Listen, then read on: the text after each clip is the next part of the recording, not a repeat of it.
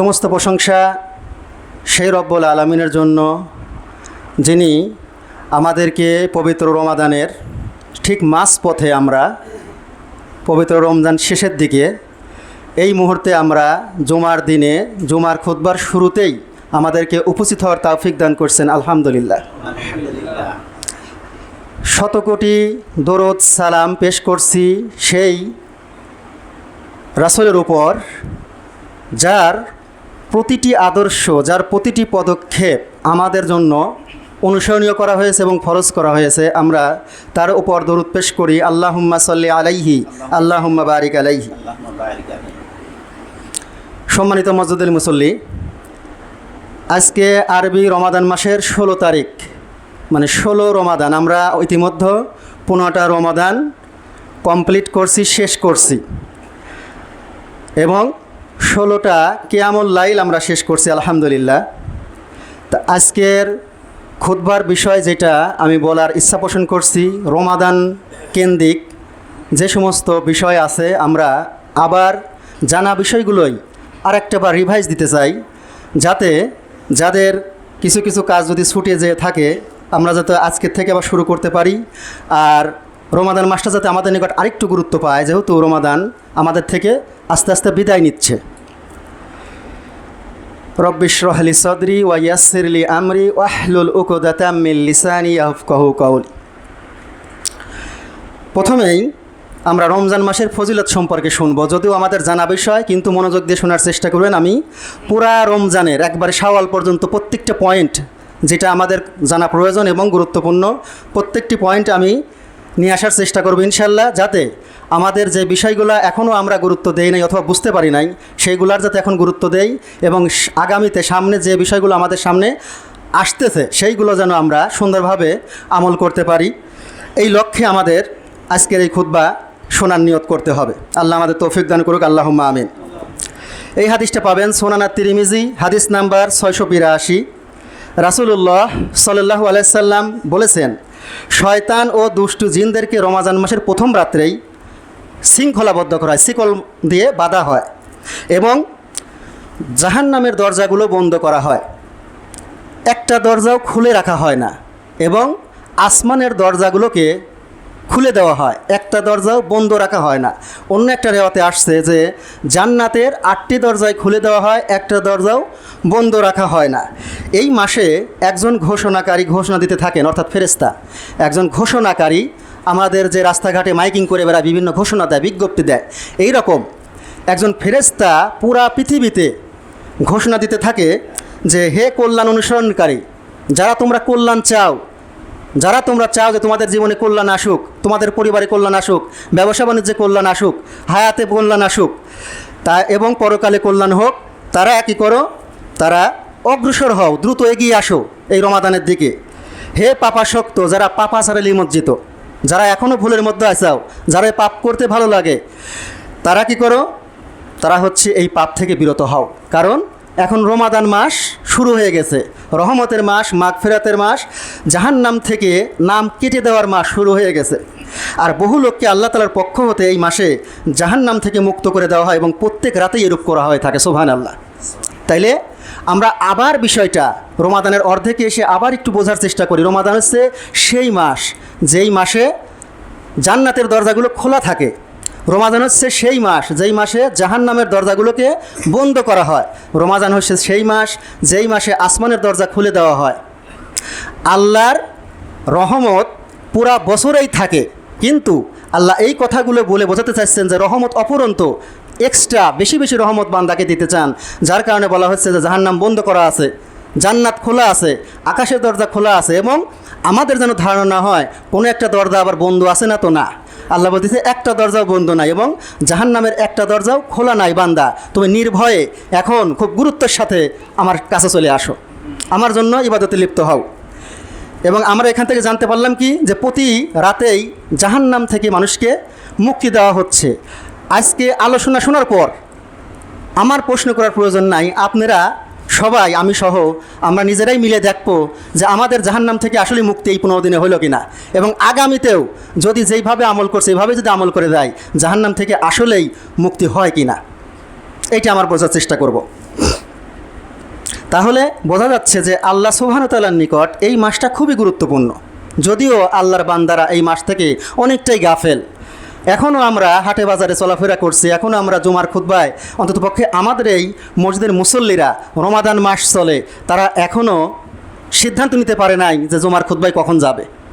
রমাদান মাস 15টা চলে গেছে, রমাদান মাসের বরকত রহমত 15 দিন চলে গেছে, আল্লাহ রহমতের মানে ফুলঝুরি ঝরছে আমাদের উপরে, কিন্তু এখনও আমাদের দিনী ভাইয়েরা যারা এই মসজিদের মুসল্লি, যারা এখানেই শুধুমাত্র জুমার নামাজ আদায় করে, অন্য কোথাও না, তারা এখনও সিদ্ধান্ত নিতে পারতেছে না যে আজকে কয়টার সময় আসবে।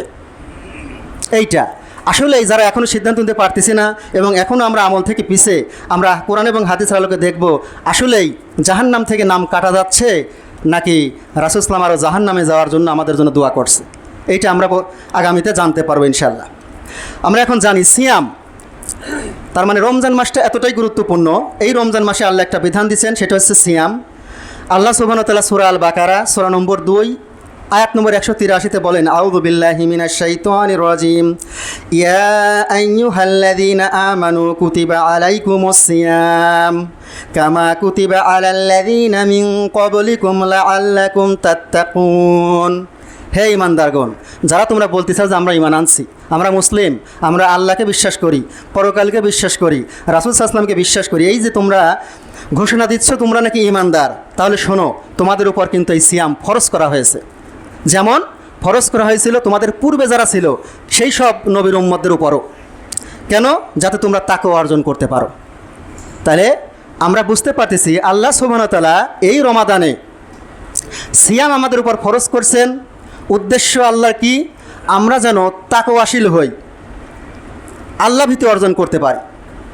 তাকওয়া অর্থ কি? তাকওয়া হচ্ছে আল্লাহ ভীতি, আত্মসংযম, নিজেকে কন্ট্রোল করা, নিজেকে নিয়ন্ত্রিত করার একটা মাধ্যম।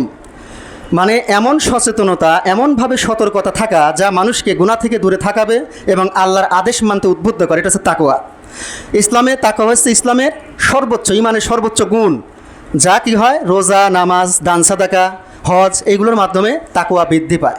তবে আমরা কোরআনে সূরা বাকারার এই 183 নম্বর আয়াত থেকে জানতে পারতেছি যে আল্লাহ সুবহানাহু ওয়া তাআলা ঘোষণা দিচ্ছেন যে সিয়াম একটা গুরুত্বপূর্ণ ইবাদত, যার মাধ্যমে তাকওয়া অর্জন করা যায়।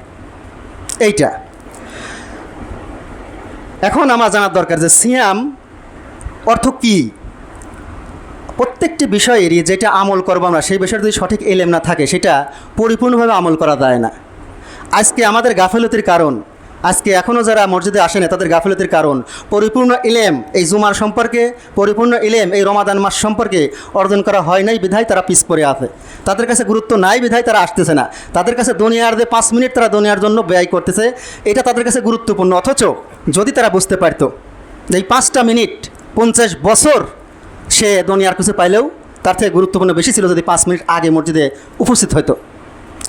এবং এই কথাগুলো যদি আমি এখন বলি তাদের কান পর্যন্ত পৌঁছাবে না, কারণ তারা আসবে শেষের দিকে।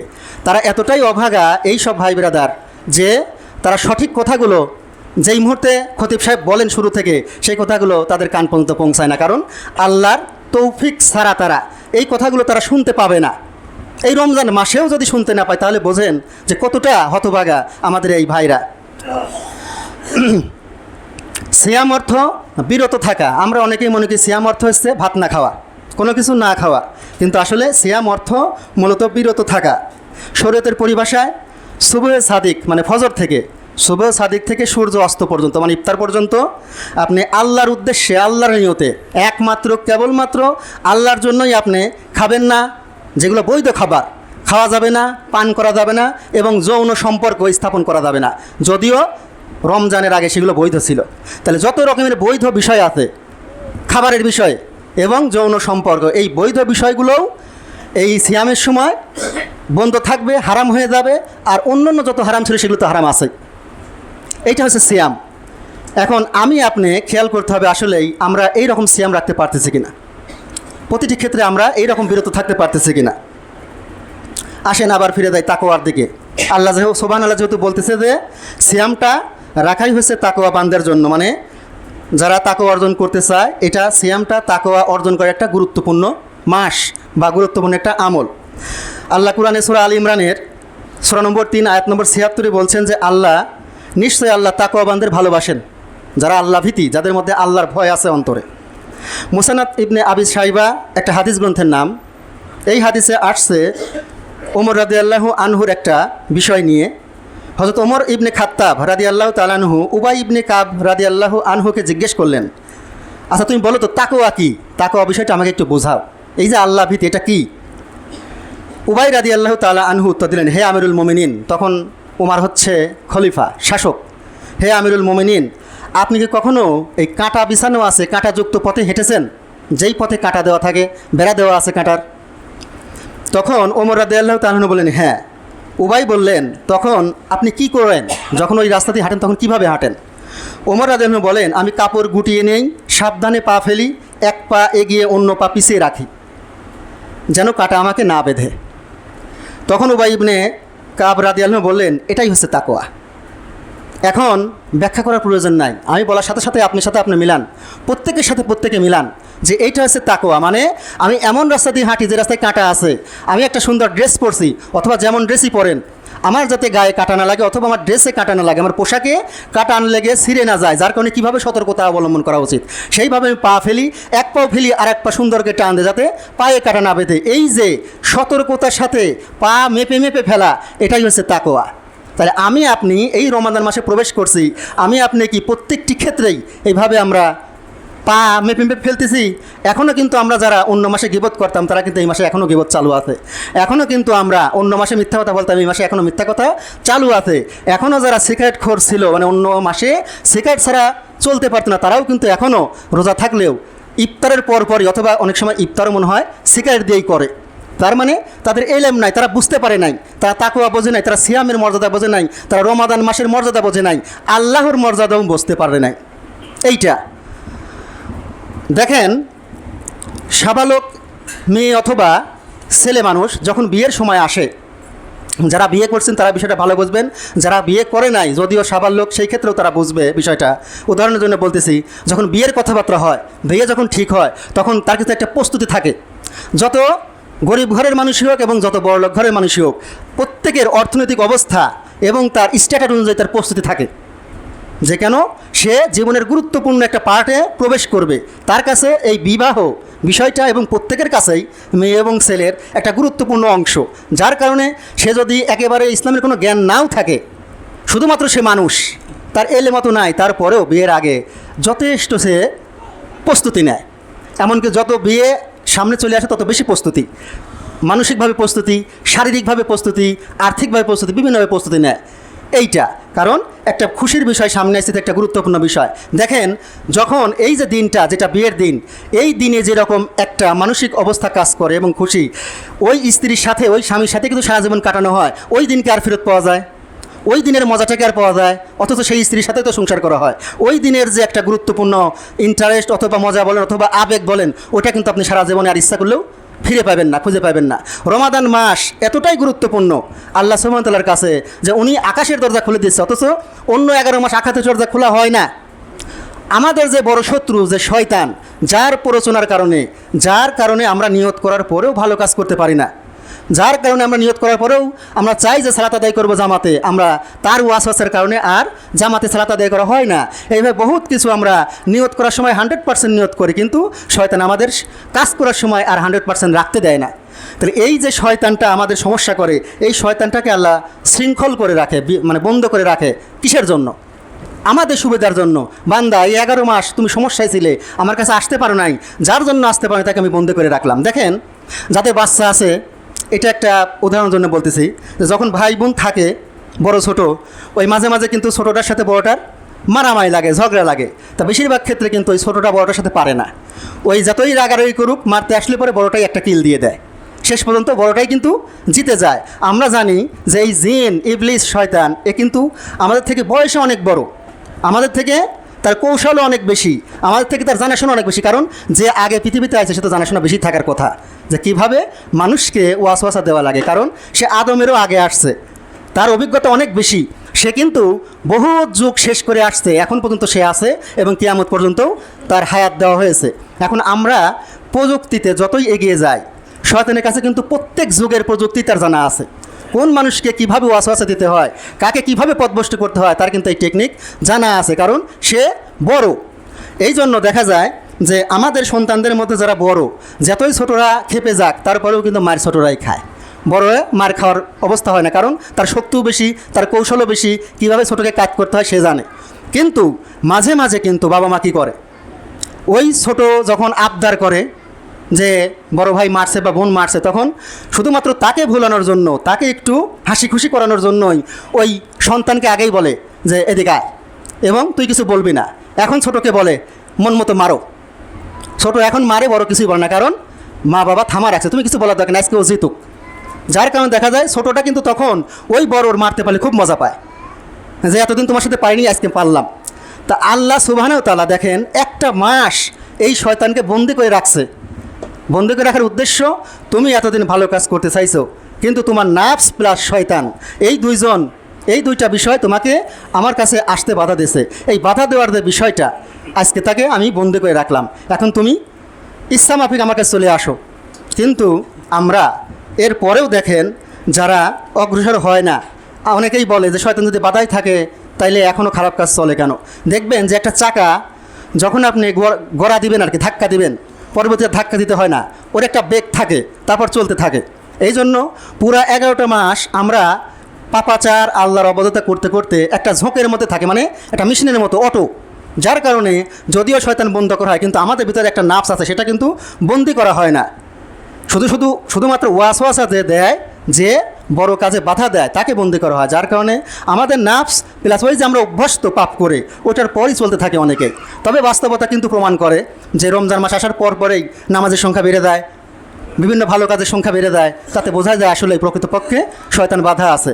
যদিও যারা হাদিস মানে না, শুধু কোরআন মানে, তারা বলে কোরআন এই কথা নাই যে শয়তান বাধা, যার কারণে আমরা মানি না, মানুষের কথা হাদিস আমরা মানি না, এরকম বলে। তাইলে আমরা বলতে চাচ্ছিলাম যে এই সিয়ামটা আসছে হচ্ছে আমাদের তাকওয়া শিখাতে। তাইলে আমার আপনার কতটুকু তাকওয়া অর্জন হলো এই 15 দিন, একটু ভেবে দেখেন। আমার আপনার এইটুকু তাকওয়া হলো, তাকওয়া বলতে আল্লাহ ভীতি, আমার আপনার এইটুকুই তাকওয়া হলো যে আজ 16 মানে দ্বিতীয় জুমা আর কি, 16তম রমাদানে এসেও আমরা সঠিক সময়ে জুমার খুতবাতে উপস্থিত হতে পারতেছি না। তাহলে মিলান আপনার এই 15 দিন সিয়াম রেখে, এই 15 দিন আল্লাহর ইবাদত করে আপনার এতটুকু তাকওয়া হয়েছে। এটা কোনো আলেম বা কোনো শায়েখের বলতে হবে না, এটা যে কেউ মিলাতে পারবে যে আমি এই 15 দিন সিয়াম রাখছি, আমি এই 15 দিন তারাবি নামাজ পড়ছি, আমি এই 15 দিন না খেয়ে থাকছি, আমি এই 15 দিন দিনের বেলা স্ত্রী থেকে দূরে থাকছি। তার ফল আমার এই যে আমি রমাদানের আগেও 10 মিনিট দেরি করে আসতাম, রমাদানের মধ্যেও 10 মিনিট দেরি করে আসছি। এই তো আমার তাকওয়া। আমি এই তাকওয়া নিয়ে জান্নাতে যেতে চাই। এখন আপনি মিলান এই তাকওয়া নিয়ে আসলে জান্নাতে যাওয়া সম্ভব কিনা। তারপর আসেন, যেহেতু অনেক বিষয় আছে আমি আগাই। এইবার আসি আমাদের ইফতারের বিষয়। রমাদানে ইফতারের বিষয়ে রাসূল সাল্লাল্লাহু আলাইহি ওয়াসাল্লাম কী বলছেন। আনাস ইবনে মালিক রাদিয়াল্লাহু তাআলা আনহু থেকে বর্ণিত, তিনি বলেন রাসূল সাল্লাল্লাহু আলাইহি ওয়াসাল্লাম মাগরিবের নামাজ আদায়ের পূর্বেই কয়েকটা তাজা খেজুর দিয়ে ইফতার করতেন। তাজা খেজুর, অথবা তাজা খেজুর যদি না থাকতো শুকনা খেজুর, অথবা শুকনা খেজুর না পেলে উনি কয়েক ঢোক পানি পান করতেন। তাহলে এই হাদিস থেকে আমরা বুঝতে পারছি যে এটাই সুন্নাহ, এটাই নিয়ম, যে আমরা যখন ইফতার করব তখন তাজা খেজুর, পাকা খেজুর, শুকনা খেজুর অথবা পানি। যদি খেজুর না থাকে, খেজুর থাকতে আপনি পানি খেতে পারবেন না, পানি খেতে পারবেন জায়েজ, কিন্তু আপনি সুন্নাহর বাইরে কাজ করলেন। আমরা তো সুন্নাহ প্রতিষ্ঠা করার জন্যই কিন্তু এই মসজিদটা দেওয়া, যে প্রতিটি ক্ষেত্রে আমরা সুন্নাহ প্রতিষ্ঠা করব। সেই সুন্নাহ কোনো সময় হতে পারে ফরজ, কোনো সময় ওয়াজিব, কোনো সময় মুস্তাহাব। আমরা শুধু সুন্নাহ বলতে আমরা বোঝাতে চাচ্ছি রাসূল সাল্লাল্লাহু আলাইহি ওয়াসাল্লামের আদর্শ প্রচার করতে চাই। আমরা এই মসজিদ থেকে আমাদের ঘুম থেকে ওঠার পর থেকে ঘুমোতে যাওয়া পর্যন্ত প্রতিটি ক্ষেত্রে রাসূল সাল্লাল্লাহু আলাইহি ওয়াসাল্লামের আদর্শ কী ছিল, এইটা আমরা বাছ বিচার করব না, এটা কি জায়েজ আছে, এটা না করলেও হয়, এইটা না। আমাদের পথ চলা হবে এইরকম, রাসূল সাল্লাল্লাহু আলাইহি ওয়াসাল্লাম প্রত্যেকটি ক্ষেত্রে কীভাবে কাজ করেছেন, এইভাবে রাসূল সাল্লাল্লাহু আলাইহি ওয়াসাল্লামের আদর্শটা কী ছিল, এইটা। এই জন্য রাসূল সাল্লাল্লাহু আলাইহি ওয়াসাল্লামের আদর্শ হচ্ছে খেজুর দিয়ে মানে ইফতার করা, এটাই হচ্ছে সুন্নাহ। এই জন্য আমরা খেজুর দিয়ে ইফতার করব। যদি না থাকে আপনি পানি খাবেন, অন্য কিছু খেতে পারবেন না, অন্য কোনো কিছু দিয়ে শুরু করা যাবে না। শুরু করতে চাইলে নাই খেজুর, আর খেজুর না থাকলে পানি। এখন প্রশ্ন থাকে ইফতারটা কখন করব, আজান দেওয়ার পর, আজানের আগে না আজানের পরে, এটা থাকে না আমাদের সমাজে, কিন্তু এটা নিয়ে একটু বিশৃঙ্খলাও আছে। এই জন্য আপনারা আমি হাদিস নাম্বার দিচ্ছি, রেকর্ড হচ্ছে, কথাগুলো আমাদের ভাষাই তো, বাংলা ভাষায় কথা বলার চেষ্টা করতেছি। তারপরেও এখানে শোনার পরেও যদি বিভ্রান্তির মধ্যে থাকেন, বিষয়গুলো যদি ক্লিয়ার না করেন, সারা জীবন এইভাবে চলে যায়, তাহলে তো আর কিছু বলার থাকে না। এই জন্য ইফতার কখন করব, রাসূল সাল্লাল্লাহু বলেছেন, এই হাদিসটা পাবেন সুনান তিরমিজি হাদিস নাম্বার 698, ইজা আকবালাল লাইলু ওয়া আদবারান নাহারু ওয়া গাবাতিশ শামসু ফাকাদ আফতার, যখন রাত আসে এবং দিন চলে যায়। আর একটা হাদিসে আসছে, যখন পূর্ব দিক থেকে রাত আসে আর এই পশ্চিম দিক থেকে দিন চলে যায়, তখন তোমরা ইফতার করো। মানে সূর্য যখন অস্তমিত হয়, দিন চলে যায় এবং সূর্য যখন ডুবে যায়, তখন তুমি ইফতার করো। কোনো হাদিসে বলা হয় নাই যে আজান দিলে ইফতার করো। ইফতার আজানের সাথে সম্পর্ক না, আজান সম্পর্ক হচ্ছে সময়ের সাথে। সূর্য ডুবছে, সময় হয়েছে, ইফতার মানে আজান হবে। কিন্তু ইফতারটা সময়ের সাথে সম্পর্ক। আপনি আজান শুনলেন কি শুনলেন না এটা গুরুত্বপূর্ণ না, সময় হয়েছে কি না, মানে সূর্য ডুবছে কি না। আমরা এখন তো আর ওই সূর্য দেখি না, যেহেতু ক্যালেন্ডারগুলো থাকে এবং বিশেষজ্ঞগণ ওইগুলো দেখেই ওই করছে, ওইটা আমরা বিশ্বাস করি। যদি কারো মনের মধ্যে দ্বিধাদ্বন্দ্ব থাকে, অন্তত রমজান মাসে একটাবার সূর্য দেখেন, একটাবার নদীর ধারে চলে যান, সূর্য দেখেন এবং দেখেন আসলেই আপনার ক্যালেন্ডারে যে তারিখ আছে সেটা কীরকম, সেটার সাথে মিলে কিনা, আসলে আগেই সূর্য ডুবে নাকি পরে, এটা দেখা যেতে পারে প্রমাণের জন্য। রাসূল সাল্লাল্লাহু বলছেন যে দিন বিজয় থাকবে ততদিন যতদিন লোকেরা দ্রুত ইফতার করবে। দ্রুত মানে তাড়াতাড়ি খাওয়া না, মানে যখনই সূর্য ডুবছে সাথে সাথে, আর দেরি করা যাবে না। আমাদের সমাজে একটা কথা বলে, এই সারাদিন পারলেই 1 মিনিট পারো না, না 1 মিনিট পারা যায় না। কারণ 1 মিনিট যদি পারার চেষ্টা করি তাহলে ইসলামে থাকা যায় না, তাহলে রাসূল সাল্লাল্লাহু উম্মত থেকে নাম কেটে যায়। এই জন্য 1 মিনিটটা আমাদের জন্য, 1 সেকেন্ডটাও আমাদের জন্য গুরুত্বপূর্ণ। মানে যখনই ইফতারের সময় হয়ে গেছে তখনই ইফতার করা লাগবে। যদি আপনি তখন ইচ্ছাপূর্বক আরও 30 সেকেন্ড, আরও 1 মিনিট দেরি করেন, আপনি রাসূল সাল্লাল্লাহু ইসলামের বিরোধী কাজ করলেন। এবং রাসূল সাল্লাল্লাহু বলছে কি, যে দিন এই ইসলাম ধর্ম বিজয়ী থাকবে, মানুষ কল্যাণের উপরে থাকবে, তোমরা সবার উপরেই থাকবে। কতদিন? যতদিন তোমরা ইফতারটা দ্রুত করবে, মানে সময়ের সাথে সাথে ইফতার করবে। কেননা ইহুদি খ্রিস্টানরা ইফতার দেরি করে করে, তারা ইচ্ছা করে ইফতার দেরি করে, মানে ঈশান নামাজের দিকে করে। এই জন্য আমরা চেষ্টা করব, যেহেতু আমাদের ক্যালেন্ডারগুলা বৈজ্ঞানিকভাবেই তারা সূর্যের এই বিষয়গুলো দেখেই দেওয়া হয়, এই জন্য আমরা চেষ্টা করব একেবারে টাইম টু টাইম ইফতার করা, যদি আজান শুনতে না পাই।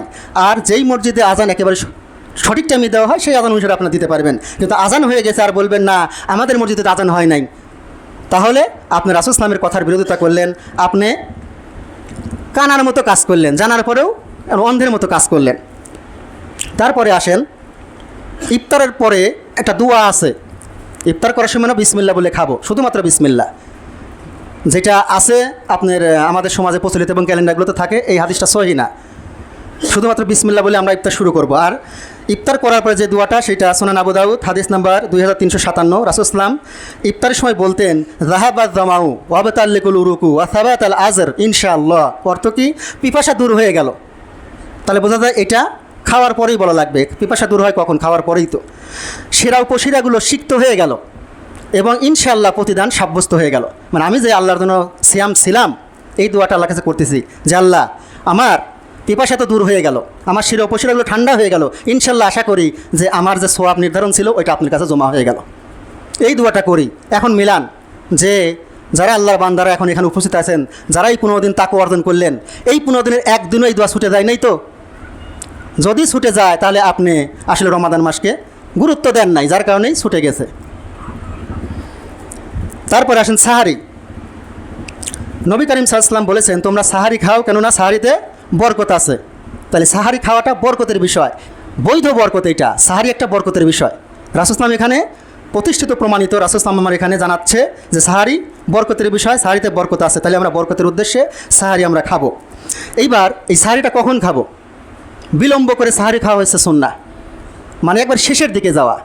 হাদিসে কীরকম আসছে? হাদিসটা পাবেন সুনান তিরমিজি হাদিস নাম্বার 703। যায়েদ ইবনে সাবিত রাদিয়াল্লাহু তাআলা আনহু থেকে বর্ণিত, তিনি বলেন, রাসূল সাল্লাল্লাহু আলাইহি ওয়াসাল্লামের সাথে সাহারি খাওয়া শেষ করেই আমরা নামাজে দাঁড়ায় পড়তাম। বর্ণনাকারী বলেন, আমি তাকে প্রশ্ন করলাম কী পরিমাণ ব্যবধান থাকতো এই নামাজ, মানে ফজরের নামাজ আর এই সাহারি? তখন বলে 50 আয়াত তেলাওয়াত করা যেত এমন পরিমাণ। তাহলে এখন দেখেন 50 আয়াত তেলাওয়াত করতে কতটুকু সময় লাগে? 15 মিনিট, 20 মিনিট, 25 মিনিট। এই রকম মনে করেন তার আগে সাহারি খাওয়া শুরু করব। অনেকেই তো মনে করেন অর্ধেক রাত্রে উঠেই সাহারি খাওয়া শুরু করে দেয়। না, আপনি সাহারি খাওয়া হবে, কিন্তু কল্যাণ আসলেই ভোর রাত্রে খাওয়া এবং সুন্নাহ ভোর রাত্রেই খাওয়া, শেষ রাত্রে। এইটা আমরা চেষ্টা করব। আমি আপনি যদি এইটা মেনে চলি তাহলে একটা সুন্নাহ মানলাম, একটা হাদিসকে আমরা মেনে চললাম। তাহলে হাদিসকে মানলাম, রাসূলের একটা সুন্নাহকে মানলাম। রাসূলের একটা সুন্নাহকে জীবিত করা, রাসূলের একটা সুন্নাহকে মানা, 50 জন শহীদের সমান সওয়াব পাওয়া যায়। ওই সময় যেই সময় হাদিসের উপর মানার লোক কম, সুন্নাহর উপর অনুসরণ করার লোক কম। এখন আমাদের সমাজে কিন্তু সুন্নাহ অনুসরণ করার লোক খুবই কম। শুধু বলে যে বাপদাদারা এরকম দেখছি, শুধু বলে বড় হুজুর এরকম বলছে, আমাদের সমাজে তো এরকমই ছিল, এইটা বলা হয়। যাই হোক, তারপর আসেন, তাহলে আমরা সাহারি বিষয়টা বুঝলাম।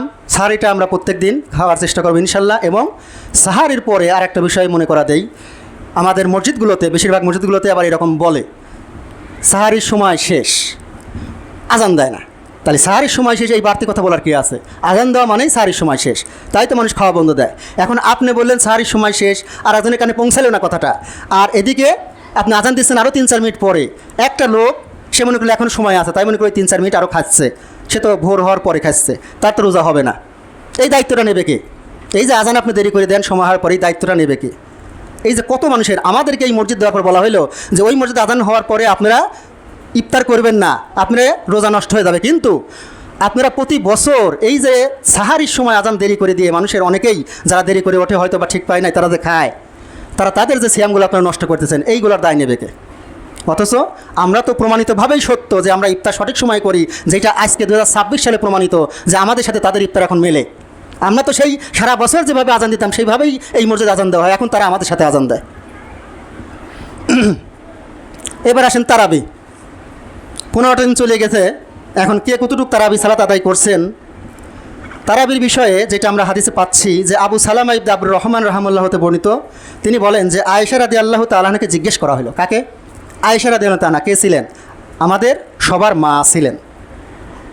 আমার আপনার মা তো মাত্র কয়টা সন্তানের মা? 3-4টা, অথবা আমার আপনারই মা। কিন্তু আয়েশা রাদিয়াল্লাহু তাআলা পুরা বিশ্বজগতের মা, ঠিক আছে? তাহলে এই মা বলতেছে যে রমজানে আল্লাহ রাসূল সাল্লাল্লাহু আলাইহি ওয়াসাল্লাম কেমন সালাত ছিল এটা আমাকে জানান তো। তার কাছে জিজ্ঞেস করে যে রাসূল সাল্লাল্লাহু আলাইহি ওয়াসাল্লাম রমজান মাসে কতটুকু সালাত আদায়, কীভাবে সালাত আদায় করেন? উদ্দেশ্য কিন্তু তারাবি, যেহেতু রমজান মাসের কথা বলা হচ্ছে। রমজান মাসে রাসূল সাল্লাল্লাহু আলাইহি ওয়াসাল্লাম সালাতটা কেমন ছিল? এইবার আয়েশা রাদিয়াল্লাহু তাআলা আনহা বললেন, রমজান মাসে বলো আর রমজানের বাইরে বলো, কথা একই। রমজান মাসে হোক অথবা রমজান ছাড়া অন্য কোনো 11 মাসে হোক, গায়ের রমজান হোক, তিনি 11 রাকাতের বেশি নামাজ আদায় করতেন না। সুবহানাল্লাহ, ক্লিয়ার স্পষ্ট কথা। সহিহ বুখারীর হাদিস, হাদিস নাম্বার 2013। আয়েশা রাদিয়াল্লাহু আনহা, কারণ ঘরের লোক সবচেয়ে বেশি জানার কথা। স্ত্রী একজন পুরুষ সম্পর্কে সর্বোচ্চ বেশি জানে, তার আমল, তার মেজাজ, তার অবস্থা, তার চরিত্র সম্পর্কে একজন স্ত্রী বেশি জানে। যেহেতু এগুলা গোপন আমল, নফল আমল, যার কারণে তিনিই ভালো জানবেন। তাই জন্য তার কাছে যখন প্রশ্ন করা হলো, তখন তিনি বললেন যে তিনি রমজান হোক আর রমজানের বাইরে হোক 11 রাকাত। তাহলে এখান থেকে আমরা রাকাত কিন্তু স্পষ্ট পাচ্ছি সুন্নাহ যে 11 রাকাত। এবং এইবার আসেন 11 রাকাতটা পড়বেন কীভাবে? 11 রাকাত আমাদের অনেকেই তো পাইছি, 11 রাকাত কম পাইছি, অত 20 রাকাত পড়া যায় নাকি? যার কারণে কম নেয় অল্প সময়ের জন্যে। এটা হচ্ছে সুবিধাবাদী যে 20 টাকা ততক্ষণ পড়া যায় না, তাহলে তো এরা বলে 8 রাকাত 11 রাকাতেই তো ভালো, তাহলে কম সময় পড়া যাবে না। আয়েশা রাদিয়াল্লাহু তাআলা আনহা বলেন যে তিনি 11 রাকাত বৃদ্ধি করতেন না, তিনি 4 রাকাত সালাত আগে আদায় করতেন, 2 রাকাত 4 রাকাত সালাত আদায় করতেন। তুমি এই নামাজের সৌন্দর্য, কত বড় হতো নামাজটা, কত সুন্দর করে রুকু সিজদা দিত, কত সুন্দর করে তেলাওয়াত করতো, কতক্ষণ ধরে তেলাওয়াত করতো, এই বিষয়ে আমাকে প্রশ্ন করে আমি বলতেই পারবো না। এখন মিলান আমাদের সালাতের সাথে, যারা আমরা 8 রাকাত নিয়ে খুব বাড়াবাড়ি করতেছি অথবা 20 রাকাত নিয়ে, তারা এইটার সাথে মিলান লাগবে। কারণ আপনি 8 রাকাত নেবেন সুন্নাহ, আর রাসূল সাল্লাল্লাহু আলাইহি ওয়াসাল্লাম যেভাবে পড়তে সেভাবে পড়বেন না, তাহলে কেমন হলো? একটা নেবেন আর একটা নেবেন না। তোমরা কি কিতাবের একাংশ বিশ্বাস করো, একাংশের সাথে কুফরি করো? তাইলে এখানে বলা হচ্ছে যে 4 রাকাত এত সুন্দর করে পড়তো, এই বিষয়ে আমি তোমাকে বলতে পারবো না, এত সুন্দর তো ব্যাখ্যা দেওয়া যায় না। তারপর কিছুক্ষণ রেস্ট, আবার 4 রাকাত পড়তো। এই 4 রাকাতের সৌন্দর্য, দীর্ঘ রুকু সিজদা, কোরআন তিলাওয়াত এত সুন্দর ছিল, আমাকে জিজ্ঞেস করে আমি বলতে পারবো না। তাহলে নামাজটা কেমন ছিল? তাহলে আমরা যারা রাসূলের সুন্নাহর অনুসারী, রাসূল ইসলামকে সত্যিকার পক্ষেই ভালোবাসি, তাহলে আমাদের উচিত হবে যে আমরা যদিও রাসূলের মতো করে পড়তে পারবো না, কিন্তু রাসূলের কাছাকাছি যাওয়ার চেষ্টা করবো, রাসূলের মতো চেষ্টা চালাবো। রাসূল যদি 3 ঘন্টা করে, আমাদের 1 ঘন্টা তো করা উচিত। রাসূল যদি রুকুতে 15 বার পরে, আমাদের তো 7 বার পড়া উচিত সুবহান রাব্বিল আযীম। এইভাবে চেষ্টা করা লাগে। মানে আমাদের মনের বিষয়টা, আমরা আগেই কিন্তু বলছিলাম সিয়াম আসছে তাকওয়া অর্জন করার জন্য। আল্লাহ দেখবে হৃদয়, কার হৃদয়ে কী আছে, কে কোন হৃদয় নিয়ে নামাজে দাঁড়াইছে, কে কোন হৃদয় নিয়ে আল্লাহর সামনে কোরআন তেলাওয়াত শোনে, এইটা। তাহলে আমরা এখান থেকে বুঝতে পারলাম যে 4, 4, 8 এবং এরপর 3 রাকাত সালাত আদায় করতেন, এবং সালাতের সৌন্দর্য কতটুকু আমরা বুঝতে পারলাম।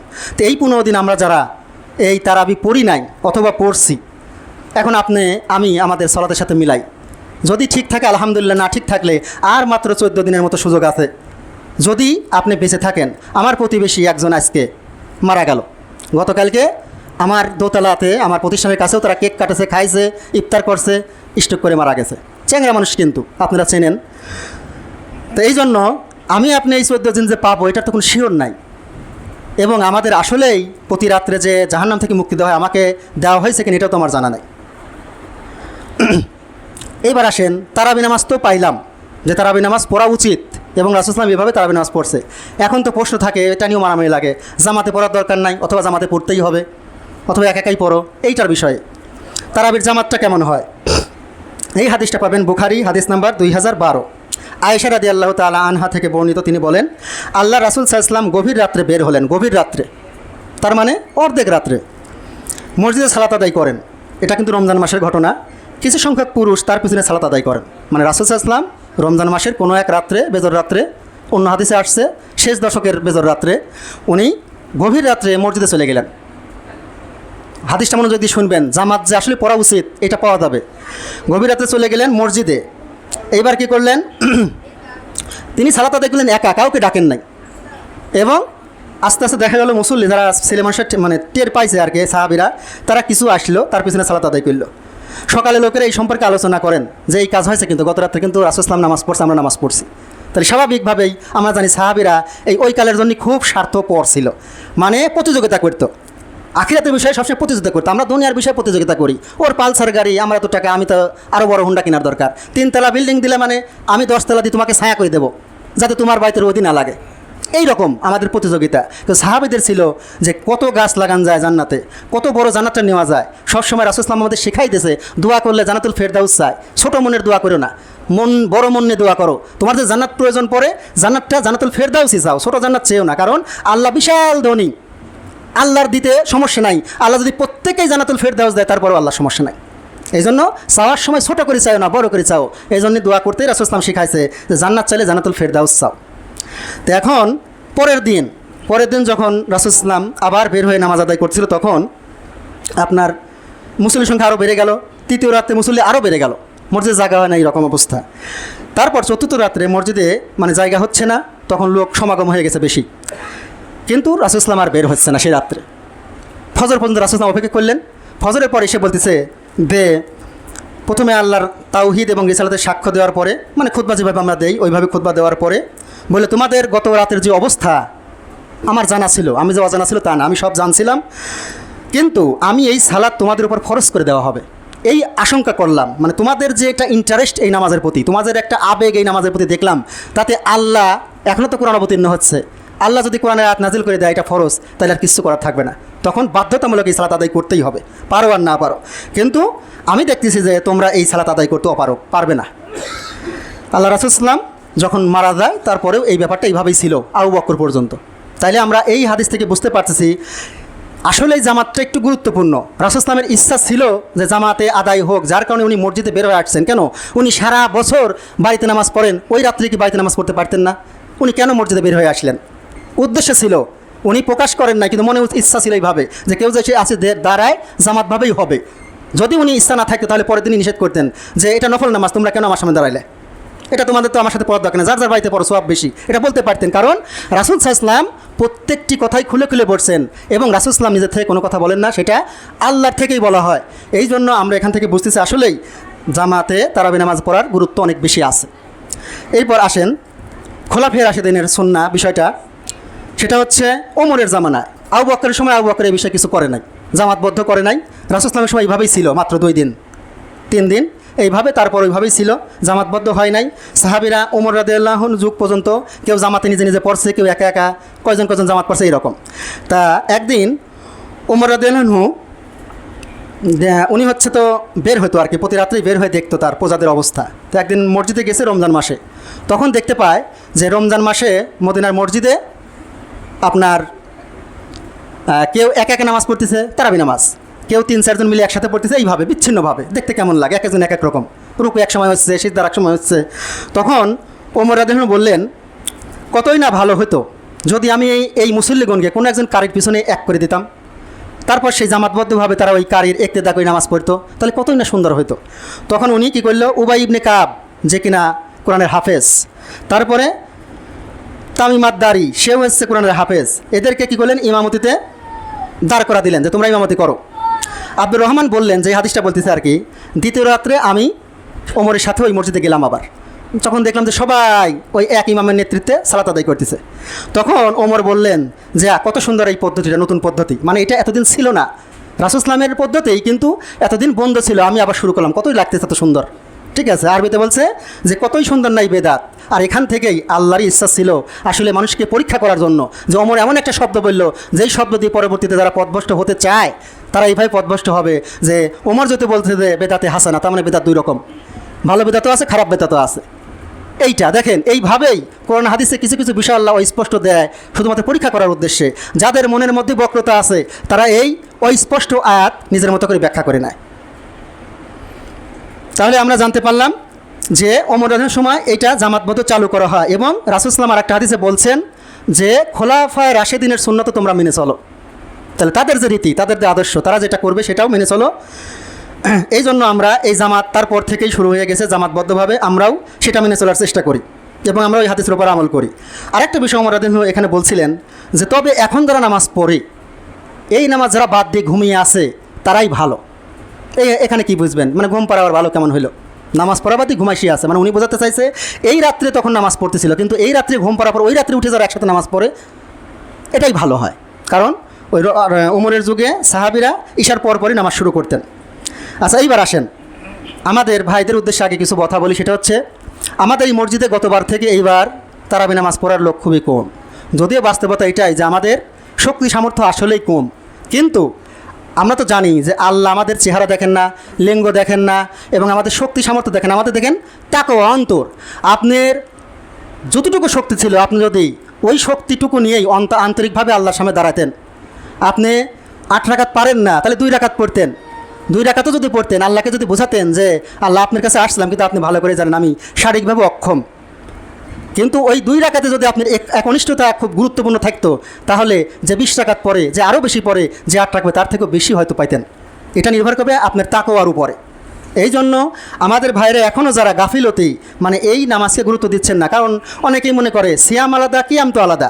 মানে একজন যদি তারাবি নামাজ নাও পড়ে, সিয়ামের তো সমস্যা নাই, কারণ সিয়ামটা হচ্ছে দিনের ইবাদত, কিয়ামটা রাতের ইবাদত। আমি তো দিনের ইবাদত পূরণ করছি, রাতের ইবাদত পূরণ না করলেও তো সমস্যা নাই, হ্যাঁ সমস্যা নাই।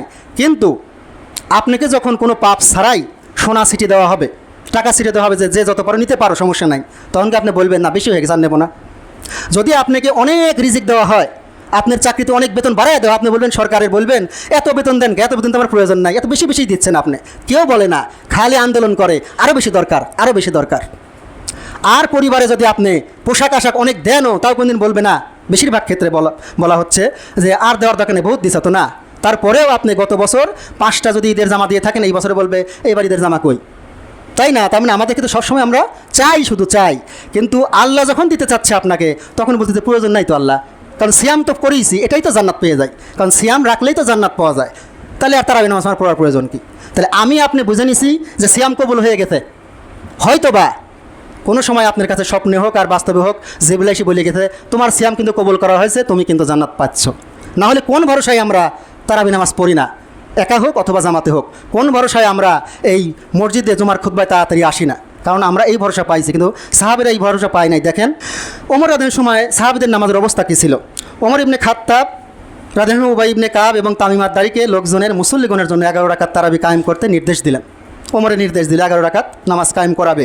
কারি কী করতো, মানে যে নামাজ পড়াতো 100 আয়াত বিশিষ্ট সূরা পাঠ করতো, প্রতি রাকাতে 100 আয়াত। একটু কল্পনা করেন, শুনতে 100 আয়াত। আমাদের মসজিদে যতটুকু ধীরে ধীরে পড়ি, এইভাবে বললে 100 আয়াত কত সময় লাগে। আর তাদের পড়া আরও ধীরে ছিল, যেখানে যেমন টান দেওয়ার প্রয়োজন ছিল সেরকমই টান দিত, 4 আলিফ 4 আলিফ, 2 আলিফ 2 আলিফই। কিন্তু আমরা তো অনেকটাই করে যাই আর কি, পার দিয়ে চলে যাই দ্রুত হওয়ার জন্য। তাই সেইখানে 100 আয়াত বিশিষ্ট সূরা পাঠ করতেন। আর আমাদের অবস্থায় সালাত আদায় করতে এমন হতো যে আমরা লাঠি ক্লান্ত হয়ে লাঠির উপর দাঁড়াতাম, লাঠি নিয়ে আসতাম, লাঠি দিয়ে ভর দিয়ে নামাজে দাঁড়া থাকতাম। তাও কোনো সময় একটা হাদিস এরকম পাওয়া যায় না, কোনো একটা সাহাবী বলছে এত বেশি করে পড়েন, একটু ছোটো করে পড়া যায় না, আমরা দাঁড়া থাকতে পারি না। অভিযোগ নাই, লাঠি নিয়ে এসে লাঠিতে ভর দিত। আর আমি আপনি এসে যদি সমস্যা হয় বসেও নামাজ পড়তে পারি না, চিন্তা করেন। আমি কিছুক্ষণ আগেই বলছিলাম যে আমরা বলি যে আমাদের শক্তি সামর্থ্য অনেক, সারি খাবো না, এরকম অনেকেই বলতে পারে। কিন্তু দেখেন তারা এত শক্তি সামর্থ্য থাকার পরেও লাঠিতে ভর দিত নামাজে। 8 রাকাত নামাজে 800 আয়াত, বোঝেন কয় পারা হয় একদিনে? এবং তারা বলতেছে যে ভোর হওয়ার কিছু পূর্বে ঘরে ফিরতাম, ঈশান নামাজের সময় শুরু করতো, সাহারির সময় ঘরে ফিরতো। তাইলে সারাদিন পরিশ্রম, সারাদিন সিয়াম, রাত্রে আবার এত বড় কিয়াম। জান্নাতে কি আমি যাব, আপনি যাবেন না, সাহাবীরা যাবে? তাদের বুঝটা কী ছিল, আমাদের বুঝটা কি? আমরা বলতেছি সিয়াম তো রাখি, আর কি করার দরকার? সিয়াম রাখি, তারপরেও আজে বাজে কথা বলি, সিয়াম রাখি, তারপরেও স্ত্রীর সাথে ঝগড়া করি, সিয়াম রাখি, তারপরেও ওজনে কম দেই, তারপরেও ভাবতেছি এই সিয়াম আমাদের জান্নাতে নিয়ে যাবে। আর তারা, আমাদের বিশ্বাসটা কি? একটা সাহাবীও কি জাহান্নামে যাবে এটা বিশ্বাস করেন আপনারা? একটা সাহাবীও জাহান্নামে যাবে এটা বিশ্বাস করেন? এবং এর মধ্যে আরও তো কিছু আছে যারা জান্নাতে সার্টিফিকেট পাইছে। সেই সব সাহাবীরা পর্যন্ত এইভাবে রাত জেগে সালাত আদায় করতো। কেন? তারা তো সার্টিফিকেট পেয়েই গেছে, জান্নাতে যাবেই। কিছু সাহাবী তো হিসাব ছাড়া জান্নাতে যাবে, কিছু সাহাবী হিসাব সহ জান্নাতে যাবে। কেউ একটা সেকেন্ডের জন্য জাহান্নামে যায় তারপর জান্নাতে যাবে, এরকম সাহাবী একজনও নাই। সাহাবী বলতে যারা জীবিত অবস্থায় রাসূল সাল্লাল্লাহু আলাইহি ওয়াসাল্লামকে দেখছে, তার সহচর্য লাভ করছে, এইরা। আর এরা এত কষ্ট করে, আমি আপনি এই 1400 বছর পরে আসে একটু কষ্ট আমাদের হয় না? কি বলি আমরা? সারাদিন ব্যবসা বাণিজ্য করা লাগে ভাই, নামাজ পড়ার সুযোগ হয় না। আপনি সুযোগ হবেই না, কারণ আপনি জান্নাতের মানুষই না। জান্নাতের মানুষ যারা, তাদের সুযোগ হয়, তাদের যত কাজই থাক তারা গুরুত্ব এবং আল্লাহ এবং তার রাসূলের। আর জাহান্নামী মানুষ যারা, তাদের অনেক ব্যস্ত, তাদের সুযোগ হয় না, হবেও না, কোশ্চেন কালেও হবে না। আমি একটু সময় আজকে বেশি নেব, আরও বেশি কিছু কথা আছে, যেহেতু এই বিষয়ে আমাদের কোনো সহায়িকার কথা বলবে না, এই জন্য আর কি। তারপর আসেন দান করার বিষয়ে। এই জন্য আমি আহ্বান জানাবো, গতকালকে যে ঘটনাটা ঘটছে এখানে তারা আছে, যে আমরা কালকে খাওয়া দাওয়া করছি, খাওয়া দাওয়া করাটাই একটা অভিশাপ হয়ে দাঁড়াইছে। আমরা কালকে ইফতার করছি বিধায় আমাদের সালাতে মানুষ কম, আপনি খেয়েই অস্থির হয়ে গেছেন, যার কারণে সালাত আদায় করা উচিত হইল না। কিন্তু উচিতটা ছিল, আল্লাহ আমাকে এত সুন্দর খাবার ব্যবস্থা করলো, এটা শুকরিয়া স্বরূপ তো আজকে তাহলে সালাতটা পড়া উচিত বেশি করিয়া। যে তারপরে সমস্যা মনে করেন তো অন্তত 2 রাকাত পড়তেন, অন্তত 4 রাকাত পড়তেন, কিন্তু আমাদের ভাইরা কী করলে, চলে গেল। তারা বুঝতে পারলো না যে তারা আল্লাহর কল্যাণ থেকে বঞ্চিত হইল। আপনি এতভাবে আল্লাহকে অপমান করার পরেও, আল্লাহর নিয়ামতকে অশুকরিয়া আদায় করার পরেও আপনি কিভাবে আশা করেন আল্লাহ আপনাকে ক্ষমা করবে? আপনি কিভাবে আশা করেন আল্লাহ আপনাকে জাহান্নাম থেকে মুক্তি দেবে? এটা বাড়াবাড়ি হয়ে গেল না? এটা নিজের প্রতি জুলুম, যে আমি এতভাবে আল্লাহর অমান্য করি, আল্লাহর নিয়ামতের অশুকরিয়া আদায় করি, কৃতজ্ঞতা আদায় করি না, অকৃতজ্ঞ হই, তারপরে আমি আশা করি রমজান মাস আসছে, যাক জান্নাতে নামটা লেখেই নেব। অথচ রাসূল সাল্লাল্লাহু আলাইহি ওয়াসাল্লাম কী বলছে? রাসূল সাল্লাল্লাহু আলাইহি ওয়াসাল্লাম এই মিম্বারে, রাসূল সাল্লাল্লাহু আলাইহি ওয়াসাল্লাম মিম্বারে ছিল 3 ধাপের। উনি একটা ধাপে ওঠে আর বলে আমিন, একটা ধাপে ওঠে আর বলে আমিন, এইভাবে 3 ধাপে উঠলো এবং আমিন বলল। তখন সাহাবীরা জিজ্ঞেস করলেন, হে আল্লাহ রাসূল, আপনি আমিন কেন বললেন? বলে এইমাত্র জিবরাইল আসছিল আমার কাছে, 3টা বিষয় বলল, 3টে বিষয়ে আমিও একমত পোষণ করলাম, যার কারণে আমিন বললাম। দেখেন, জিবরাইল দোয়া করে, আর পৃথিবীর সর্বশ্রেষ্ঠ মানুষ সে হচ্ছে আমিন বলে। দোয়া কি কবুল হওয়া উচিত না? উচিত না? দোয়া কবুল হবেই হবে, ঠিক আছে। এবং আল্লাহও চাইছে যে দোয়াটা কবুল হোক, বিদায়ী জিবরাইল দিয়ে দোয়া করাচ্ছে এবং সর্বশ্রেষ্ঠ মানুষ দিয়ে আমিন বলাচ্ছে। কি? যে যার কাছে, যেই ব্যক্তি ছেলে হোক মেয়ে হোক, তার কাছে একজন সাবালক সাবালিকা মেয়ে ছেলের কাছে এই রমজান মাস আসছে, চলে আসছে, সে জীবিত, এই রমজান মাসে সে ইবাদত করে আল্লাহর ক্ষমা নিতে পারে নাই, জাহান্নামের খাতা থেকে তার নাম কাটাতে পারে নাই, তার ধ্বংস হোক, এটা দোয়া করতেছে সে। কে দোয়া করে? সবচাইতে যার দয়া বেশি। কে দোয়া করতেছে? সবচাইতে যার রহম বেশি পৃথিবীতে। এবং দোয়া করাচ্ছে কে? সবচাইতে সম্মানিত যে ফেরেশতা আল্লাহর নিকট, জিবরাইল। এবং এই দোয়াটা চাইছেও কে? আল্লাহ, যে কিনা সবচাইতে বেশি রহমতের অধিকারী, সেও চাইছে যে এটা কবুল হোক। যার কারণে এইভাবে বলাচ্ছে যে যারা এই রমজান মাস পাওয়ার পরেও ক্ষমা পাবে না, দয়া পাবে না, জাহান্নাম থেকে মুক্তি পাবে না, তাদের ধ্বংস হোক। রাসূল সাল্লাল্লাহু আলাইহি ওয়াসাল্লাম বলেন, আমিও তো চাই ধ্বংস হোক। তাহলে এখন মিলান তো, এই 15টা দিন চলে গেল, কোন এমন আমল করছেন আল্লাহর জন্য, শুধুমাত্র একমাত্র কেবলমাত্র আল্লাহর জন্য, আল্লাহ সন্তুষ্টির জন্য কোন আমলটা করছেন যে আল্লাহ আপনাকে মাফ করবে? মিলান, আমি আপনি মিলাই যে কোন আমলটা করছি। আমরা এখনও আজকের দিনেও, এমনকি এই আজকে আমি এত খুতবা বলার পরেও আমি ফরজ নামাজে সালাম ফেরাবো, লাভ দিয়ে কেউ উঠে চলে যাবে। কতটা কথার সাথে মনে করেন যে আপনার কি বলে, বেঈমানি করা, মুনাফিকি করা, যে এত কিছু শোনার পরেও সে তারপরেও দৌড় বাড়ি চলে যাবে, জিকির আজকের একটু করবে না, সুবহানাল্লাহ আলহামদুলিল্লাহ এটা পড়বে না, এমন অনেকেই আছে। তাইলে আমরা কিভাবে আল্লাহর ক্ষমা পাবো, আল্লাহর রহমত পাবো? এই জন্য আমাদের বোঝা উচিত যে দিন কিন্তু চলে যাচ্ছে, আল্লাহ তো রহমতের ডালা সাজিয়ে আমাদের সামনে রাখছে, কিন্তু আমরা যদি না নিই, আমরা যদি গ্রহণ না করি, কিভাবে হয়? দান করা, এই রমজানে দান করা উচিত। রাসূল সাল্লাল্লাহু আলাইহি ওয়াসাল্লাম সবচেয়ে বেশি দানশীল ছিলেন। আর রমজানে মনে হতো কি, বাতাস যেভাবে যায় রাসূল সাল্লাল্লাহু এইভাবে দান করতেন। তো আমরা রাসূলের উম্মত, আমরা রাসূলকে ভালোবাসি, আমরা এই রমজানে কতটুকু দান করলাম? অথচ আমরা খালি বলেই বেড়াই অন্য দিনে 1 টাকা, রমজানে 70 টাকার সমান।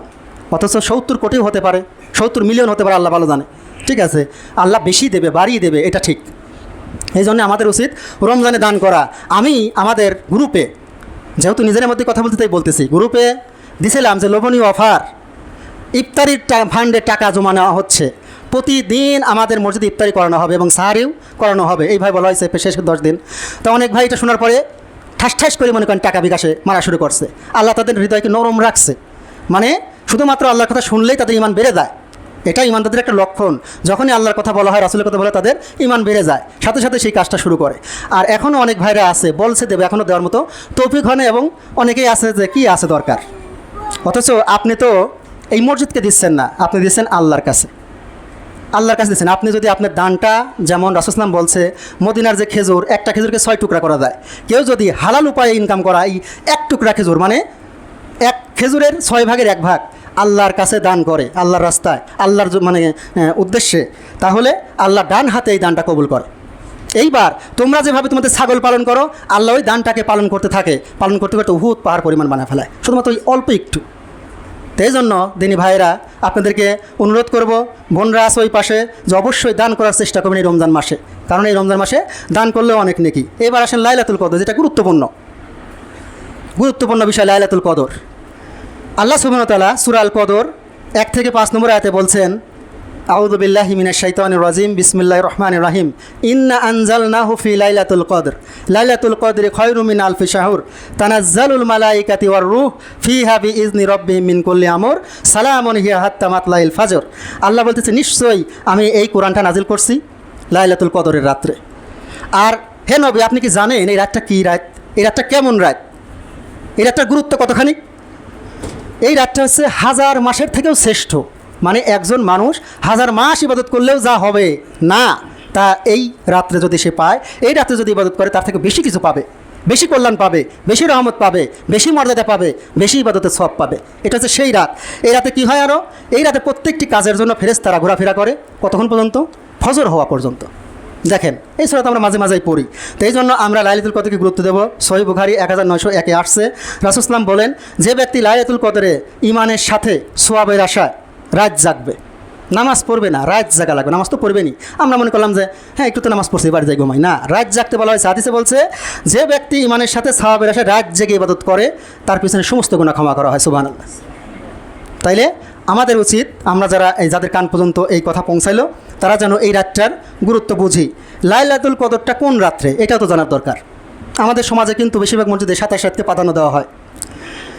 রাসূল সাল্লাল্লাহু আলাইহি ওয়াসাল্লাম বলেন, আমাকে লাইলাতুল কদরের সঠিক তারিখ বলা হয়েছিল, পরে আমাকে তা ভুলে দেওয়া হয়েছে। তোমরা শেষ দশকের মানে শেষ 10 দিনের বেজর রাত্রে তালাশ করো, খুঁজতে বলা হয়েছে। রাসূল সাল্লাল্লাহু আলাইহি ওয়াসাল্লাম বলেন যে আমাকে লাইলাতুল কদরের নির্দিষ্ট তারিখ জানানো হয়েছিল, আমি তোমাদেরকে জানাবো এই জন্য বের হলাম। তখন 2 জন লোক রাস্তায়, 2 সাহাবী ঝগড়া করতেছিল।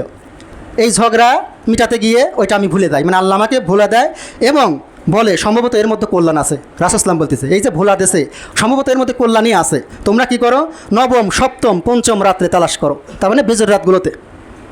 তাহলে এইটা আমরা বুঝতে পারতেছি, বেজর রাতগুলোতে কোন রাত এটা ফিক্সড নাই, এটাই কল্যাণ। আপনি এক রাত অস্থির হয়ে যাবেন না। আল্লাহ চাচ্ছে, বান্দা যেহেতু বিশাল একটা বিষয়, তুমি যে নিতেই চাও, তাহলে একটু চেষ্টা চালাও। এখন যদি আমরা বেজর রাত্রে যে কোনো একটা রাত মিস করে সেদিন যদি হয়ে যায়, তাহলে আপনি মিস করলেন। এই জন্য প্রত্যেকটি বেজর রাতেই গুরুত্ব দেওয়া লাগবে। তারপর আসেন, লাইলাতুল কদর যদি পান, আপনি আল্লাহকে চাইবেনটা কি?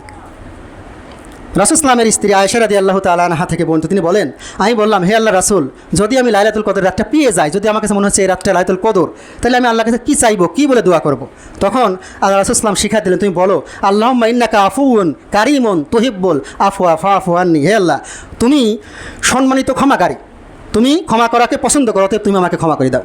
এইটাই চলতে থাকবে বেশি বেশি, মানে হে আল্লাহ, আপনি তো ক্ষমাশীল, আপনি ক্ষমা করাকেই তো ভালোবাসেন, ক্ষমা করে দেওয়াটাই আপনি পছন্দ করেন, আমাকে ক্ষমা করে দেন। যারা আরবিতে পারবে আরবিতে, যারা আরবি পারবে না তারা বাংলাতে, কিন্তু বলা বাদ দেওয়া যাবে না। যেহেতু নির্দিষ্টভাবে এই দোয়াটা আসছে, সেহেতু আমাদের এই দোয়াটা 20 তারিখের থেকে শুরু করে লাস্ট পর্যন্ত পড়া উচিত, নামাজে, সিজদায়, তারপরে হচ্ছে আপনি তারাবি নামাজে, সব সময়। শেষ 10 রাত সম্পর্কে বিরক্ত বোধ করবেন না, যে গুরুত্বপূর্ণ বিষয়, যেহেতু একটু সময় লাগুক। শেষ 10-এর বিষয়ে এই হাদিসটা পাবো বুখারী 2024, আয়েশা রাদিয়াল্লাহু তাআলা থেকে বর্ণিত। তিনি বলেন, যখন রমাদানের শেষ দশক আসতো, তখন নবী সাল্লাল্লাহু আলাইহি ওয়াসাল্লাম তার লুঙ্গি কষে বেঁধে নিতেন, মানে বাংলা ভাষায় একবার টাইট করে বেঁধে নিতেন। অর্থাৎ কি, ইবাদতের পস্তি বেশি বেশি, এইটা বোঝাইছে। রাসূল সাল্লাম এই 20টা দিন তো আমল করতোই, কিন্তু যখন 10 রাত মানে 10 দিন আসতেছে শেষ, তখন একেবারে মনে হচ্ছে লুঙ্গি টুঙ্গি বেঁধে নিয়েছে, সেইভাবে ইবাদত করা হবে এইটা। এবং কি করতেন, রাত তো জেগে থাকতেনই, নিজের পরিবার পরিজনকে জাগায় রাখতেন। হাদিসে কিন্তু এরকম আসে নাই যে এই মানে 20 দিন মানে আগামী গত 20 দিন এটা হচ্ছে আপনার রাসূল ইসলাম পরিবারকে জাগাতে, এরকম হাদিসে আসে নাই। কিন্তু লাস্ট 10 দিন, শেষ 10 দিন রাসূলের কাছে এতটাই গুরুত্বপূর্ণ ছিল, তার স্ত্রীদেরকেও জাগায় রাখতেন, নিজে নিজে শুধু ইবাদত করতেন না। এবার আসেন ইতিকাফের বিষয়ের সাথে জড়িত, এটাও পাবো বুখারী 2026। রাসূল ইসলামের স্ত্রী বলেন, নবী সাল্লাল্লাহু আলাইহি ওয়াসাল্লাম রমজানের শেষ দশক ইতিকাফ করতেন। তার ওফাত পর্যন্ত মানে মৃত্যু পর্যন্ত এই নিয়মে ছিল। এরপর তার সহধর্মিনী মানে তার স্ত্রীরা ইতিকাফ শুরু করলেন। তাহলে আমি আপনি রাসূল ইসলামের সুন্নাহ পালন করার জন্য কিন্তু তৎপর। রাসূল দিন রফেদান করতেন, তাই করব। তার জন্য দরকার আমি অন্য মসজিদে মারামারি করব। রাসূল দিন আমিন বলতেন, তাই আমিন বলবো। কেউ না বললে আমি জোরে করে আমিন বলবো। এইরকম একটা মনের যে রাসূল ইসলাম যা করে তাই করব। কিন্তু রাসূল ইসলাম কিন্তু মৃত্যু পর্যন্ত ইতিকাফ করছেন, কোনো 1 বছর বাদ গেছে এমন পাওয়া যায় না। তার মানে সুন্নতে মুআক্কাদা খুব গুরুত্বপূর্ণ একটা সুন্নাহ। কয়জন আমরা এই মসজিদে আসি যাদের নিয়তের মধ্যে আছে এরকম ইতিকাফ করব, কারণ রাসূল ইসলাম ইতিকাফ করছে। ইতিকাফ করব কারণ আমি দুনিয়া বিমুখ হতে চাই। ইতিকাফ করব কারণ আমি আল্লাহকে বোঝাতে চাই, আল্লাহ দুনিয়ায় যত কিছুই থাক সব কিছু থেকে আপনি বেশি গুরুত্বপূর্ণ। আমি ইতিকাফ করব এই কারণে যে আমি সবে কথা যত অবশ্যই পাই। আমি ইতিকাফ করব এই কারণেই আমি আমার পরিবারকে বোঝাতে চাই আমি 10 দিনের জন্য তোমাদের কাছে মৃত, আমি ছাড়া তোমরা কীভাবে চলবে চলো। আমি ইতিকাফ করব এই কারণেই আমি বুঝতে চাই যে আমি এই দুনিয়া ছেড়ে চলে যাব, 10 দিন একটু স্বাদ নিতে চাই যে আমি দুনিয়া ছেড়ে চলে যাওয়ার পরে আমার কেউ নাই, আমি শুধু এক আল্লাহর কাছে থাকবো, সেটা কেমন হতে পারে। আমি এই 10 দিন ইতিকাফ করব এই কারণেই যে আমার ব্যবসা বাণিজ্য আমি পরোয়া করি না, কারণ আমি চলে যাওয়ার পর ব্যবসা বাণিজ্য পড়ে থাকবে। আমি আল্লাহকে বোঝাতে চাই, আল্লাহ আপনার কাছে আমার ব্যবসা বাণিজ্য কিছুই না। এবং আমিও দেখতে চাই যে আমি চলে যাওয়ার পরে এই 10 দিন আমার ব্যবসা বাণিজ্য কী হয়, কিছুই হয় না। আমার বাবা মারা গেছে, সে যখন বাইসে ছিল সে বলতো আমার ছেলে কীভাবে এসে বাজারঘাট করবে, সে তো পারেই না কিছু। আল্লাহর রহমতে 4টা বছর চলতেছে তার ছাড়া, আলহামদুলিল্লাহ চলে যাচ্ছে, কেউ কারোর জন্য বসে থাকে না। বাবা হিসেবে তার চিন্তা ছিল, সেটা আলাদা বিষয়, সবাই এরকম করে। কিন্তু বাস্তবতা কি তাই? বাস্তবতা কারোর জন্য কেউ পড়ে থাকে না। বরঞ্চ আপনি মনে করতেছেন আমি ছাড়া আমার বাচ্চারা দেখবে কে, আমি ছাড়া আমার মার দেখবে কে, আমি ছাড়া আমার পরিবার চলবে কে বা। অথচ দেখা যাবে আপনি মরার পরে সবচেয়ে ভালো চলবে, আপনি চলে যাওয়ার পরেই আরও কিছু ভালো হবে আসবে, যা আপনি থাকতে হবে না, এরকমও হবে। এই জন্য আমরা যারা ইতিকাফের নিয়ত করছি আলহামদুলিল্লাহ, যারা ইতিকাফের নিয়ত করেন নাই, যারা এই দুনিয়া থেকে সরতে পারতেছেন না, যারা মোবাইল থেকে সরতে পারতেছেন না, যারা স্ত্রী সন্তানের ভালোবাসা থেকে সরতে পারতেছেন না, তারা একটু দেখেন, চেষ্টা করেন যে সব কিছু ফেলে রেখে 10টা দিন আল্লাহর জন্য শুধুমাত্র আল্লাহর ঘরে আটকিয়ে রাখা যায় কিনা নিজেকে চেষ্টা করেন। এবং যদি এইভাবে করেন তাহলে আমরা ইনশাল্লাহ সবে কদর পাওয়ার সম্ভাবনা সবচেয়ে বেশি। এবং যদি আমরা এভাবে নাও পারি, আল্লাহ সবাইকে তো তৌফিক দেবে না, যদি নাও পারি অন্তত পক্ষে আমাদের এই মসজিদে আমি সহ আরও বেশ কয়েকজন ইতিকাফে বসবো আমরা ইনশাল্লাহ। এই মসজিদে আমাদের এই কয়দিনে হবে আপনার ওই রাত্রে সালাত আদায় করা হবে। রাসূল ইসলামের হাদিস মোতাবেক আমরা গভীর রাত্রে সালাত আদায় করব এবং একটু বেশি করে সৌন্দর্য বাড়াই সালাত আদায় করব। আপনারা এতে বসার সুযোগ হবে না, অন্তত পক্ষে বেজর রাতগুলোতে আসবেন, এখানে আমাদের সাথে সালাত আদায় করবেন, সাহারির ব্যবস্থা থাকবে, খাওয়া দাওয়া করে এখানে একটু ঘুমে তারপর বাসায় যাবেন, অন্তত এইটুকু করতে পারেন, যেহেতু আমাদের এখানে অপশন আছে। এইবার লাস্ট যে বিষয়টা গুরুত্বপূর্ণ সেটা হচ্ছে সাদাকাতুল ফিতর। রমজানের পরে ফিতরা দিতে হয় আমাদের ভাষায়। ফিতরার বিষয়টা কীরকম? ইবনে আব্বাস সূত্রে বর্ণিত রাসূল ইসলাম সাদাকাতুল ফিতর ফরজ করেছেন। সাদাকাতুল ফিতর কিন্তু এমনি এমনি বিষয় না যে দিলাম দিলাম না দিলে না দিলাম, ফরজ, আল্লাহ রাসূলের করা ফরজ। আল্লাহ ফরজ করলে যেমন হয় আল্লাহ রাসূল ফরজ করলে সে একই নিয়ম। আল্লাহ এবং তার রাসূলের দুজনেরই ফরজ করার অধিকার আছে। এখানে দেখা যাচ্ছে আবু দাউদ হাদিস নাম্বার 1609 ইবনে আব্বাস রাদিয়াল্লাহু বলেন যে রাসূল সাল্লাল্লাহু আলাইহি ওয়াসাল্লাম সাদাকাতুল ফিতর ফরজ করেছেন অশ্লীল কথা বেহুদা কাজ হতে রমজানকে পবিত্র করার জন্য, সিয়ামকে পবিত্র করার জন্য এবং মিসকিনদের খাবার ব্যবস্থা করার জন্য ঈদের দিন। যে ব্যক্তি ঈদের সালাতের পূর্বে তা আদায় করবে সেটা কবুল করা হবে সাদাকাতুল ফিতর হিসাবে, আর যে ব্যক্তি ঈদের সালাতের পরে আদায় করবে সেটা দান হিসেবে গ্রহণ করা হবে, মানে সেটা সাদাকাতুল ফিতর হবে না। এখন এই সাদাকাতুল ফিতর দেবে কারা কারা, কাদের দিতে হবে? আল্লাহ রাসূল সাল্লাল্লাহু আলাইহি ওয়াসাল্লাম অপ্রাপ্তবয়স্ক, প্রাপ্তবয়স্ক, গোলাম, স্বাধীন মানুষ প্রত্যেকের পক্ষ থেকে, মেয়ে হোক ছেলে হোক, সবার পক্ষ থেকে একসা জব অথবা একসা খেজুর সাদাকাতুল ফিতর আদায় করা ফরজ করেছেন। তার মানে সবার পক্ষ থেকে দিলে। আমাদের সমাজে কিন্তু অনেকেই ভিক্ষা করতে আসে না যারা, আমরা তো তাদেরকেই দেই যারা মিসকিন, তারা কিন্তু অনেক নিয়ে যায় অনেকের কাছ থেকে, কিন্তু নিজের ফিতরা কিন্তু কোনো সময় দেয় না। অথচ প্রত্যেকেরই উপর ফরজ। একজন ফিতরা নিল, তার কাছে এখন ফিতরা দেওয়ার পরিমাণ আছে, সে এখন তাকে জন্য দিতে হবে। কারণ এখানে বলা হয়েছে গোলাম, যে গোলাম মানে কি আর একজনের আন্ডারে থাকে তারও দিতে হচ্ছে, তাহলে ফিতরা প্রত্যেকেই দিতে হবে। তার মানে আমি আপনি যদি আজকের খাবার আমার মোটামুটি থাকে বাসায়, তারপরে যদি একসা ফিতরা দেওয়া যায় তাহলে আমাকে দিতে হবে, এই আর কি। ফিতরা দিবেন কখন? এখন অনেকেই তো এর মধ্যে দিয়েও ফেলছে মনে হয়। ফিতরা দেওয়ার দুইটা পদ্ধতি আছে, একটা হচ্ছে উত্তম পদ্ধতি সুন্নাহ পদ্ধতি, আর একটা হচ্ছে জায়েজ পদ্ধতি।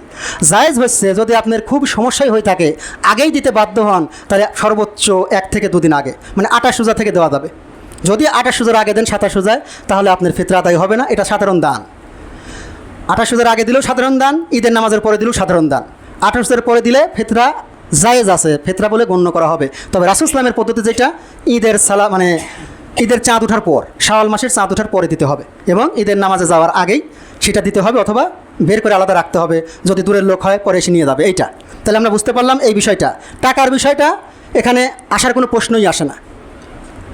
আমরা এখনও যারা টাকা নিয়ে ভাবতেছি, এই খুতবা শোনার পর টাকা বেশি আসার প্রশ্নই আসে না, কারণ হাদিসে স্পষ্ট আছে খাদ্যদ্রব্য, তারপর আবার স্পষ্ট বলা আছে খেজুর কিশমিশ, এইগুলা বলা হয়েছে খাদ্যদ্রব্য, মানে যারা যেটা খায়। আমরা কি খেজুর খাই?